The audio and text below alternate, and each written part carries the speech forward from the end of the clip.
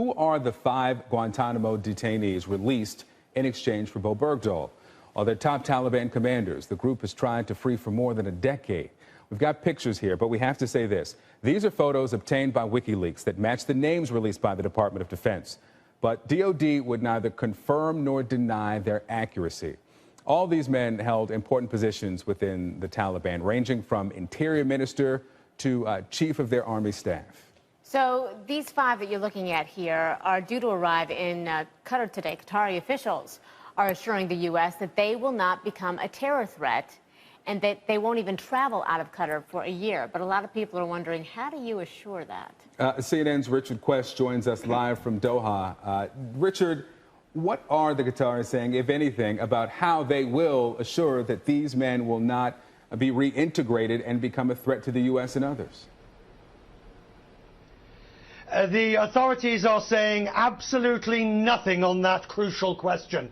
They will refuse to give any details about the operation, save to say that the mandate to negotiate was agreed by the Emir himself, that it was done on what they described as basic foreign policy principles of humanitarian considerations. And when you push them just that little bit further, they say they were able to act as the linchpin in these negotiations because they enjoyed the confidence of both the Taliban, where the Taliban actually have representatives here in Doha, and the United States, which of course has long-standing military, economic, very deep ties between Qatar and the US. Even so, whichever way you pass their words, Qatar very much at the center of what has been one of the most delicate and difficult negotiations.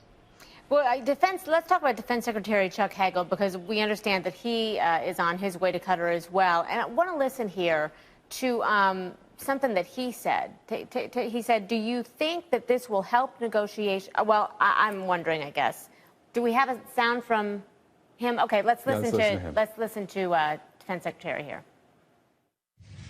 Whether that could lead to possible new breakthroughs with the Taliban, I don't know.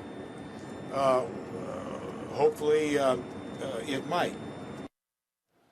All right. So, Richard, do you think that this will help in negotiations in any way with the Taliban and the U.S.?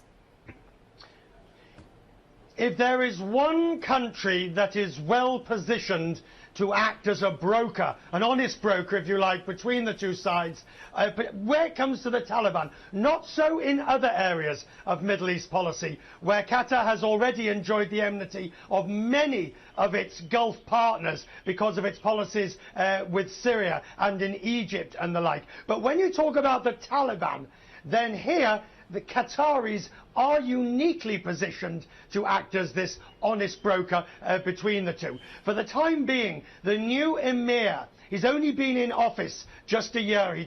The regime change was June of last year. So the new emir is keen to curry favor with the United States. There can be little doubt that the actions that they performed in the last few months will certainly go a long way in Washington to put them in a favorable